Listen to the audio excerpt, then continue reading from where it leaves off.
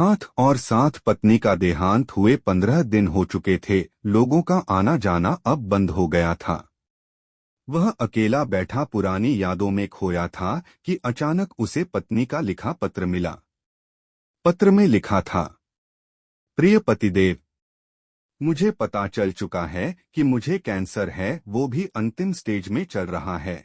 मैं यह भी जानती हूँ कि मेरे पास अब बहुत कम दिन बचे हैं। मुझे यह भी पता है कि आपने मेरे इलाज में अपनी सारी जमा पूंजी खर्च कर दी है। सारे गहने बिक चुके हैं। कितनी मेहनत से बचत करके जो प्लॉट हमने खरीदा था वह भी मेरी बीमारी की भेंट चढ़ चुका है। ये सारी बातें मुझे नहीं बताओगे तो क्या मुझे पता नहीं चलेगा?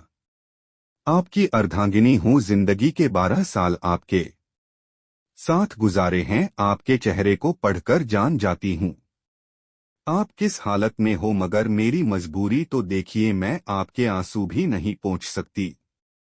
आप अकेले में जब रोते हो तब छुप कर देखती हूँ, फिर खुद भी रोती हूँ। कमबख्त जिंदगी हमें किस मोड़ पर ले आई है। एक दूसरे का दर्द भी नहीं बांट सकते, आंसू भी नहीं पोंछ सकते। आप समझते हैं आपको रोते देखकर मैं कमजोर पड़ जाऊंगी। इधर मैं नहीं चाहती आप कमजोर पड़े। कितनी बेगानी हो गई हूं न मैं आपकी उदासी का कारण भी नहीं पूछ सकती। आजकल सब जान पहचान वाले मिलने आ रहे हैं। शायद अब मैं 1-2 दिन की मेहमान हूं। शायद मेरी यात्रा पूरी हो चुकी है। ये कैसा बुलावा है जिसका मुझे पहले से पता है। मुझे मरने से डर नहीं लगता।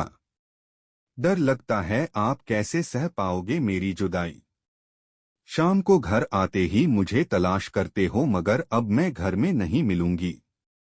कलेजा मजबूत कर लेना जानती हूँ बहुत मुश्किल होगा आपके लिए मुझे भुलाना। 2 दिन मायके चली जाती हूँ तो पीछे पीछे चले आते हो। अब तो हमेशा के लिए बुलावा आ गया है। हाथ और साथ दोनों छोड़ कर जा रही हूँ, मगर आप हिम्मत मत हारना। बच्चे अभी बहुत छोटे हैं। उनसे कहना मम्मी भगवान के पास गई है, जल्दी लौट कर आएगी। मेरे चले जाने के बाद बिल्कुल भी मत रोना, कलेजे को पत्थर कर लेना। आप मुझसे कहा करते थे ना कि मैं बहुत डरपोक हूँ। बात बात पर रो पड़ती हूँ। अब देखो ना आपकी पत्नी कितनी मजबूत हो गई है। दुनिया से विदा होने वाली है। रात दिन दर्द को लेकर जी रही है, मगर एक बार भी नहीं रोई। सफर बहुत छोटा रहा, मगर क्या करूँ, अब साथ नहीं दे पाऊंगी। इतना प्यार देने के लिए शुक्रिया, मेरे सारे नखरे उठाने के लिए शुक्रिया, मुझे टूटकर चाहने के लिए शुक्रिया। जानती हूँ आपको मेरी लत लगी हुई है भुलाना बहुत मुश्किल है, मगर आपको खुद को संभालना ही होगा। मैं रोज आसमान से देखा करूंगी। टाइम पर नहाना, टाइम पर खाना खा लेना, क्योंकि आपको ये सब याद दिलाने के लिए आपकी पत्नी अब नहीं होगी। अब मैं ना रहूंगी। अब आलस करना छोड़ देना। जब तक मैं थी आप घर की हर चिंताओं से मुक्त थे।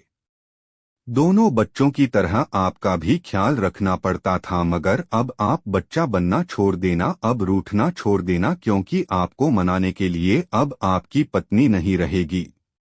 अब टूटना भी छोड़ देना, क्योंकि आपकी हिम्मत बंधाने के लिए आपकी पत्नी नहीं होगी।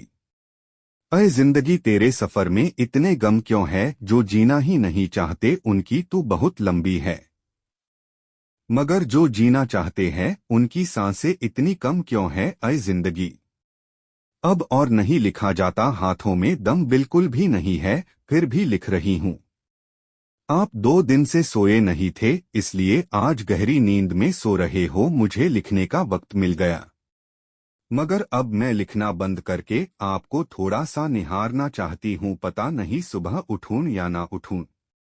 आज आखिरी बार आपके हाथों का तकिया बनाकर सोना चाहती हूँ। आपके सीने से कान लगाकर आपकी धड़कनों में खोना चाहती हूँ।